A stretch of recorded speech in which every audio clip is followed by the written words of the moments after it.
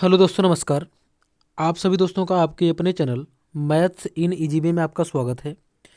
जैसा कि जो हमारे दोस्त हमारे चैनल पे बने हुए हैं उनको पता है कि मैं इस चैनल पे आप लोगों के लिए मैथ की क्लास लेके आता हूँ, जो कि आपके कॉम्पिटिटिव एग्जाम के लिए इम्पॉर्टेंट होती है। और इसमें आज आपकी दोस्तों 5वीं क्लास है, जैसा कि आप देख सकते हैं। और ये आपके आरआरबी एएलपी को टारगेट करते हुए इसमें वही सारे क्वेश्चन मैं करा रहा हूँ जो आपके एग्जाम पॉइंट ऑफ व्यू से 100% आने वाले क्वेश्चन है। मतलब कि ये आपके एग्जाम में आ सकते हैं 100% क्वेश्चन। ठीक है। और इसी तरीके से आपके एग्जाम के पहले पहले आपके सारे इंपॉर्टेंट क्वेश्चन कवर करा दिए जाएंगे। तो चलिए हम देर न करते वीडियो को स्टार्ट करते हैं। अगर आप लोग अभी तक चैनल को सब्सक्राइब नहीं किए हैं तो ज़रूर कर लें और बेल आइकन दबा करके ऑल पे क्लिक कर लें, जिससे कि आपको आने वाली सारी वीडियो इसी प्रकार से मिलती रहे। तो यहाँ पे आप पहला क्वेश्चन देख सकते हैं। सूर्य का उन्नयन कोण 60 अंश से बदलकर 30 अंश होने पर भूतल पर स्थित किसी मीनार की छाया की लंबाई में 40√3 मीटर की वृद्धि हो जाती है। मीनार की ऊंचाई हमें यहाँ पे बतानी है। अब यहाँ पे समझिए, जैसे कुछ लोगों को एक कन्फ्यूजन रहती है, वो मैं आपको थोड़ा सा समझाना चाहूँगा। जैसे इसकी कंडीशन कुछ हमारी ऐसी बनेगी, ऐसी कंडीशन बनेगी, ठीक है, ये वाली। तो इसमें कुछ लोगों को कन्फ्यूजन ये रहती है कि जैसे यहाँ पे हमें दो कोण दिया हुआ, एक 60 डिग्री दिया हुआ है, एक 30 डिग्री दिया हुआ है, ठीक है। अब इसमें बोला 60 से बदलकर 30 हो जाता है। तो कन्फ्यूजन ये रहती है कि 60 यहाँ रखें कि 30 यहाँ रखें। तो आपको हमेशा ध्यान रखना है, समझिएगा ध्यान से। जितनी, जैसे समझिएगा, ये जो हमारा लंब होता है, लंब, इससे जितनी दूरी बनती जाती है उतने ही कोण की वैल्यू कम होती चली जाती है, ठीक है। और जैसे जैसे इसके करीब आते हैं वैसे वैसे वैल्यू हमारी इसकी बढ़ती चली जाती है। तो कहने का मतलब, तो ये वाली वैल्यू, ये वाली वैल्यू इस वाली वैल्यू से बड़ी होगी, ठीक है। मतलब अगर इसको हम एक्स कह दें, इसको वाई कह दें, तो कह सकते हैं एक्स बड़ा होगा वाई से, ठीक है। तो हमेशा जो लंब के साइड की वैल्यू होती है, लंब के पास वाली ज़्यादा, वो वैल्यू बड़ी होती है। जो लंब से दूर होती है वो वैल्यू छोटी होती है। इतना मैं आशा करता हूँ कि आपकी समझ में आ गया होगा। अब चलिए इसका हम फिगर बना के इसको हम सॉल्व करते हैं। बोला क्या है यहाँ पर हमारे पास एक ये यहाँ पर मीनार है, इसकी छाया बन रही है। एक कंडीशन इसकी ये है और दूसरी कंडीशन इसकी ये है, ठीक है। अब इसमें कह रहा है एक पे 60 डिग्री बना रहा है, एक पे 30 डिग्री बना रहा है। तो ये हमारा हो जाएगा 60 डिग्री और ये हमारा हो जाएगा 30 डिग्री, ठीक है। अब यहाँ पे कह रहा है कि जब ये 60 से बदलकर 30 कोण बना लेता है तो इसकी जो लंबाई में, छाया की लंबाई में वृद्धि जो होती है 40√3 की होती है। मतलब कि यहाँ से लेकर के यहाँ तक की जो ये वृद्धि हुई है, ये हुई है 40√3 की। कितने की? 40√3 की। अब सिंपली हमसे पूछा क्या है, मीनार की ऊंचाई बताना, मतलब हमें इसको यहाँ पे बताना है, ठीक है। अब यहाँ पे हम करेंगे कैसे, चलिए इसको मैं आपको समझाता हूँ। अब सिंपली समझिएगा ध्यान से।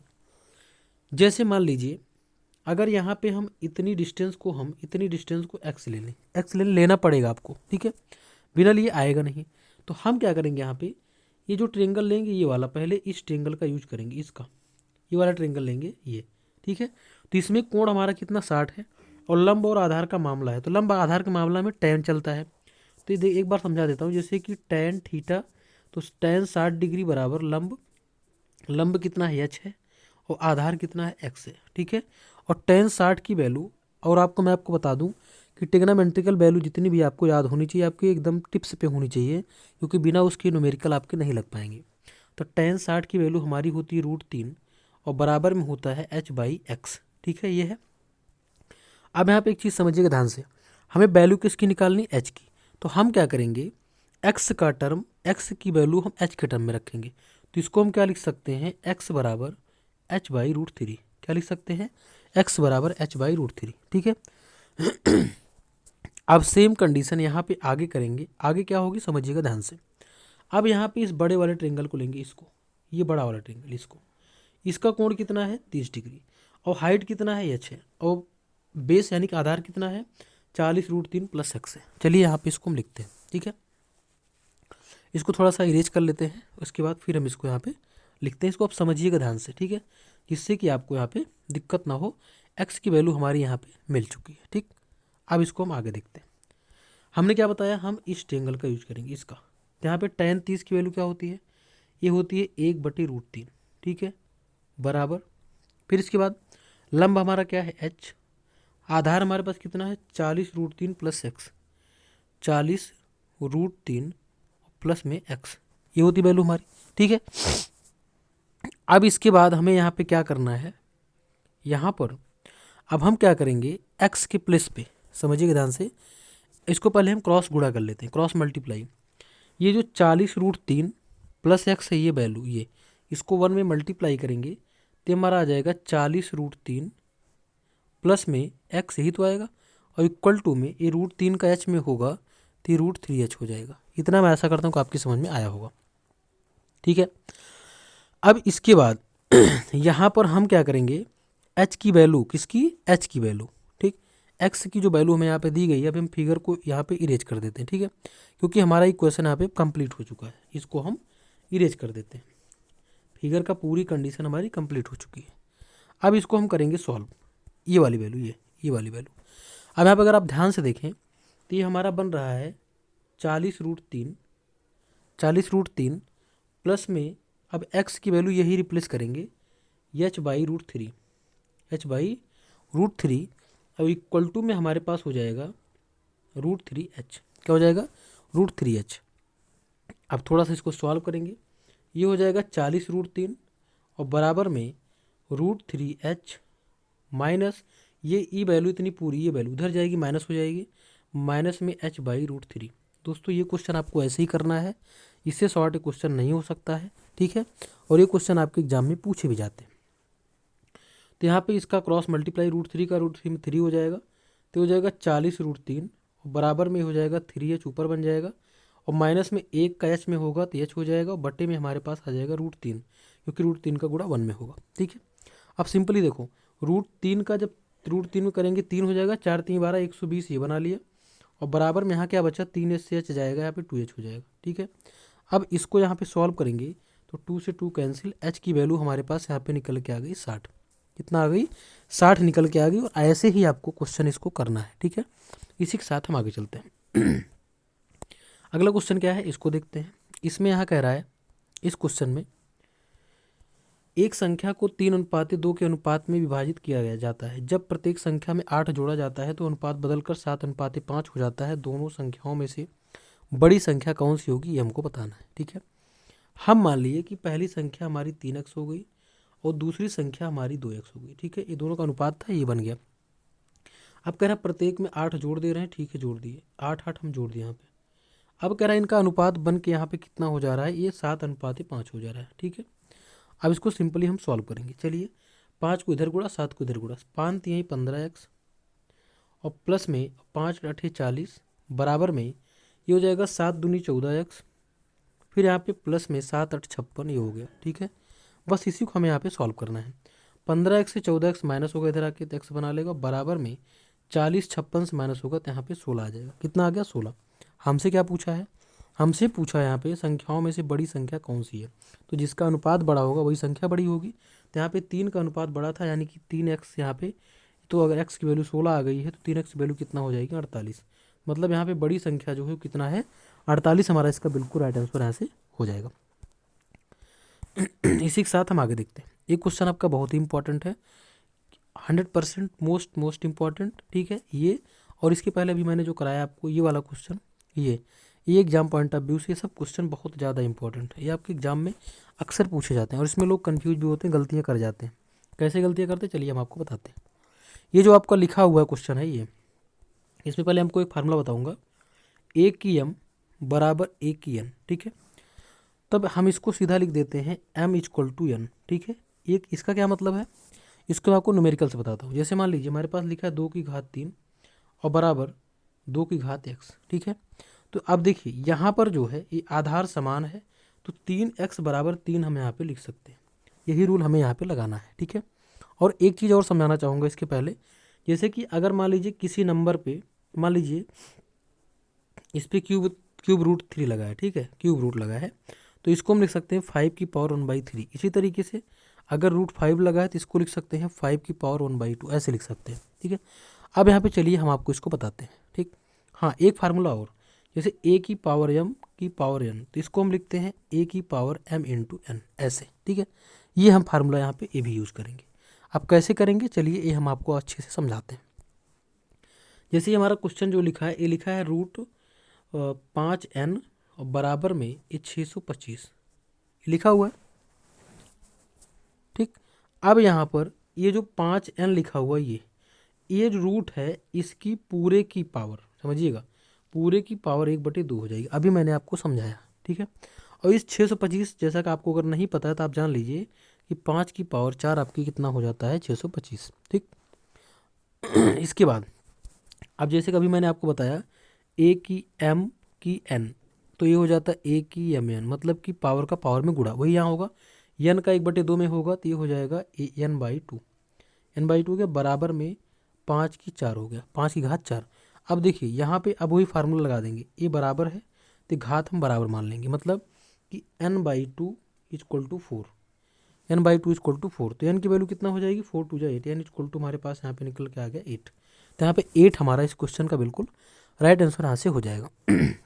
कितना हो गया, 8 इस क्वेश्चन का बिल्कुल राइट आंसर हो जाएगा। दोस्तों अगर आप लोग अभी तक चैनल को सब्सक्राइब नहीं किए हैं तो सब्सक्राइब जरूर कर लें, और दोस्तों वीडियो अच्छी लगे तो लाइक कर दीजिएगा, जिससे कि क्या होता है हमें भी थोड़ा सा यहाँ पे थोड़ा सा मोटिवेशन मिल जाता है, और जिससे कि मैं वीडियो लाने के लिए और ज़्यादा मजबूर हो जाता हूँ। तो इसलिए आप लोग वीडियो को लाइक ज़रूर किया करिए, और अपने दोस्तों में शेयर भी करिए, जिससे कि और सबको भी हेल्प मिल सके।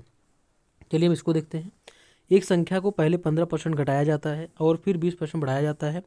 इस प्रकार प्राप्त संख्या मूल संख्या से 18 अधिक है, मूल संख्या ज्ञात कीजिए। ठीक है, अब यहाँ समझिए ध्यान से, जैसे हम कह दें मूल संख्या मान लीजिए x है, इसको 15% घटाया जाता है। 15% घटाने का मतलब क्या है, ये 85% इसका ले रहा है, कितना 85%। फिर कह रहा है 20% बढ़ाया जाता है, मतलब कि 120% ले रहा है। अब कह रहा है जो संख्या ये बन के आ रही है, ये जो बन के आ रही है मूल संख्या मतलब x, ये खुद से कह रहा है 78 अधिक हो जाती है, मतलब x + 78। ये इसी को हमें यहाँ पे सॉल्व करना है। चलिए करते हैं। ये हो जाएगा 0 से 0 कैंसिल, ये हो जाएगा हमारा 2 छंग 12, ये 2 पंचे 10, इसको करेंगे 5 1 के 5 7 35, 5 दूनी 10 20, ये बना लिया। इसके बाद यहाँ पर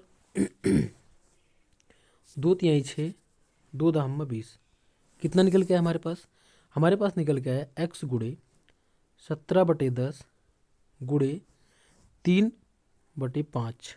ठीक है, और बराबर में x + 78, इतना निकल गया। ठीक, अब इसको हम सॉल्व करते हैं। इसको हम क्या करेंगे, सॉल्व करेंगे। कैसे करेंगे इसको समझिएगा ध्यान से। जैसे अब यहाँ पर हमारा क्या है, अब इसको सॉल्व करने के लिए हम सिंपली यहाँ पर समझिएगा, इसको ध्यान से क्या करना है। अभी हो जाएगा 17 × 51 और 10 × 25 50। ठीक है, तो ये हमारे पास आ जाएगा। थोड़ा सा हम इरेज करते हैं, थोड़ा सा इरेज करके फिर इसको हम सॉल्व करते हैं। ठीक है, यहाँ पर अब इसको जब आगे हम सॉल्व करेंगे तो कंडीशन क्या बनेगी, चलिए इसको हम देखते हैं। आगे की कंडीशन इसकी जो होगी, ये हो जाएगी 51x, ये हो गया 17 × 51, x तो बटे में 50 हो गया, बराबर हमारे पास क्या होगा x + 78, x + 78 हो गया। ठीक है, अब आपको सिंपली यहाँ पे क्या करना है, इसके बाद यहाँ पर सिंपली अब आपको क्या करना है, ये जो हमारी वैल्यू है x, ठीक है, x को यहाँ पर ये जो 51x बटे 50 माइनस x इधर आके माइनस कर देगा, ये 50 है माइनस x, इसको भी थोड़ा सा इरेज कर देते हैं। ठीक है, इसको भी इरेज करते हैं, तब कंडीशन क्या बनेगी पूरी मैं आपको समझाता हूँ। ठीक है, अब इसको जब यहाँ पे इक्वल लगाएंगे, ये हमारा यहाँ पे 78 बचा हुआ है। ठीक है, अब इसको सॉल्व करेंगे तो 51 से 50 जाएगा तो x बटे में 50 आ जाएगा, x बटे में 50, और बराबर में हमारे पास 78 आ जाएगा। बस इसी को हमें कर देना है यहाँ पे गुणा। क्या कर देना है, इसी को हमें कर देना है गुणा। गुणा करेंगे तो कितना, 50 का 78 में 0, 5 8 40 और 5 7 35 4 39, मतलब कि मूल संख्या हमारी जो है वो कितना है, 3900 है। यही हमारा इस क्वेश्चन का बिल्कुल राइट आंसर यहाँ से हो जाएगा। ठीक है, मूल संख्या हमारी कितनी हो जाएगी, 3900 हो जाएगी। ठीक, चलिए हम आगे देखते हैं इस क्वेश्चन को। इसमें क्या बोला है इसको देख लेते हैं थोड़ा सा। 11 संख्याओं का औसत 7.5 है और औसत 8.5 करने के लिए इनमें कौन सी 12वीं संख्या जोड़ी जानी चाहिए। ये क्वेश्चन मैं आपको बता रहा हूँ, इसको आपको खुद करना है। कैसे करना है, बहुत सिंपल है, मैं आपको इसका प्रोसेस बता दे रहा हूँ। जैसे देखिए 11 संख्याओं का औसत 7.5 है। आपको क्या करना है, 11 को 7.5 से गुणा कर देना, एक वैल्यू आपकी ये मिलेगी। ठीक, फिर क्या करना है आपको, जैसे ये 8.5 जो है, ये कह रहा है एक संख्या उसमें और आ जाती है, मतलब कि 12 संख्या का औसत तो आपके पास 8.5 है। 12 को 8.5 से गुणा कर देंगे। ठीक है, 12 को 8.5 से हम गुणा कर देंगे तो ये हमारी दूसरी वैल्यू आ जाएगी। अब क्या करना है, इसके बाद ये जो दोनों वैल्यू आई रहेंगी, इन्हीं दोनों को हमें क्या कर देना है, माइनस कर देना है। हमें यहाँ पे जो संख्या इसमें जोड़ी जानी है वो हमें यहाँ पे मिल जाएगी। तो मैं आशा करता हूँ कि इसको आप कर लेंगे और यही इसका प्रोसेस है, इतना आप इसको कर लेंगे। ठीक है, अब इस क्वेश्चन में क्या बोला है इसको देख लेते हैं। इसमें यहाँ पे कह रहा है छात्रों की आयु से संबंधित निम्नलिखित आंकड़ों का बहुलक हमें बताना है। क्या बताना, बहुलक। तो बहुलक होता क्या है, इसको थोड़ा मैं आपको समझा दूँ तो आप समझ जाएंगे आराम से। जैसे मान लीजिए हमें कोई दिया 2 4 6 8 4 0 7 4 ये दिया है। अब इसमें जो संख्या हमारी ज़्यादा बार आई हुई है, क्या है, जो संख्या ज़्यादा बार, जैसे यहाँ पे देखिए 4 4 और 4, ये हमारी सबसे ज़्यादा बार आ जाएगी। तो यहाँ पे हम कह सकते हैं कि हमारा जो बहुलक है, बहुलक ये हमारा कितना है, 4 है। कितना है, 4 है। ठीक है, तो बस हमें यहाँ भी वही करना है कि सबसे ज़्यादा बार हमें देखना है कौन सी संख्या आई हुई है। तो चलिए हम एक एक के ऊपर लिख लेते हैं। जैसे यहीं से शुरू करते हैं। 16 कितनी बार आया है, 1 2 3 3 बार, तो 16 के ऊपर हम 3 लिख दिए। ठीक है, 17 देखिए कितनी बार आया है, 1 2 3 4 4 बार आया, इसके ऊपर 4 लिख देते हैं। ठीक है, सॉरी, इसके ऊपर हम 4 लिख दिए। 15 कितनी बार आया है, 1 2 2 2 2 बार, 15 2 बार आया है। 17 हो ही गया। इसके बाद 16 भी हो गया। 15 और 14, 14 देख लेते हैं, 1 2 2 2 3 3, 14 3 बार आया है, 14 3 बार आया है। ठीक है, इसका 13 देख लेते हैं, 1 2 2 2 2 बार, 13 हमारा 2 बार आया है।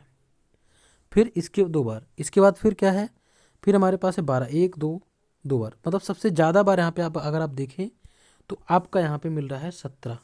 17 हमारा जो है ये 4 बार आया है, और हमारा बहुलक 4 नहीं होगा, ये 17 होगा। क्या होगा, 17 होगा। ठीक है, जो संख्या ज़्यादा बार आई होती है वो बहुलक होती है। तो मैं ऐसा करता हूँ कि वीडियो आपको अच्छी लगी होगी, तो अगर आप लोग चैनल पर नए हैं तो सब्सक्राइब करें, बेल आइकन दबा के ऑल पे क्लिक करें, जिससे किसी प्रकार से आपको सारी वीडियो मिलती रहे। नमस्कार।